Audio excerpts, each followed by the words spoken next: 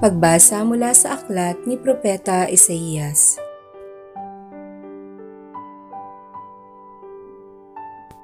Sinabi ni Yahweh, kapag itinakwil ninyo ang pang-aapi, maling pagbibintang at pagsisinungaling, kapag ang nagugutom ay kusang loob ninyong pakakainin at tutulungan ang mahihirap, sisikat ang liwanag sa inyong nasa kadiliman, at ang inyong kapanglawan ay magliliwanag gaya ng sa katanghaliang tapat.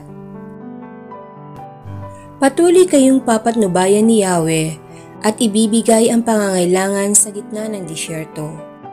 Palalakasin niyang muli ang inyong mga buto at magiging tulad kayo ng isang hardin na binubukalan ng masaganang tubig o isang batis na hindi natutuyo.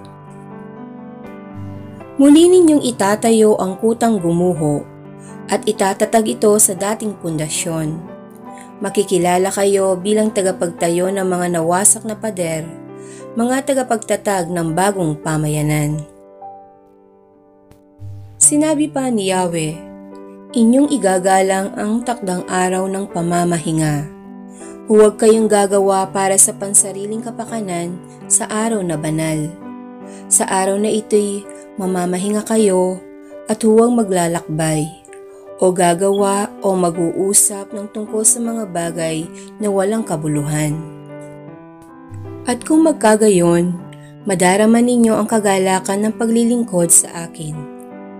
Bibigyan ko kayo ng karangalan sa harap ng buong daigdig at tatamasahin ninyo ang kaligayahan habang ninirahan sa lupain ibinigay ko sa ninuno ninyong si Jacob. Mangyayari ito sapagkat akong si Yahweh ang nagsabi nito. Ang salita ng Diyos. Salamat sa Diyos. Ang mabuting balita ng Panginoon ayon kay San Lucas. Pagkatapos nito'y lumabas si Jesus at nakita niya si Levi, isang maniningil ng buwis, na nakaupo sa paningilan ng buwis. Sinabi sa kanya ni Jesus, "Sumunod ka sa akin." Tumayo nga si Levi, iniwan ng lahat, at sumunod at naglingkod kay Jesus. Si Jesus ay hinandugan ni Levi ng isang malaking handaan sa kanyang bahay.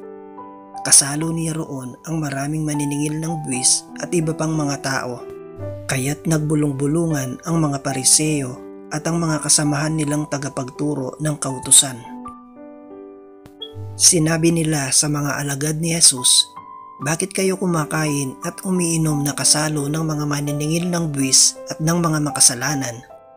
Sinagot sila ni Jesus, "Hindi nangangailangan ng manggagamot ang walang sakit kundi ang may sakit.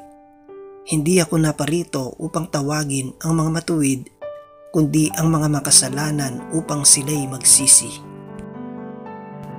Ang mabuting balita ng Panginoon. Pinupuri ka namin, Panginoong Hesukristo.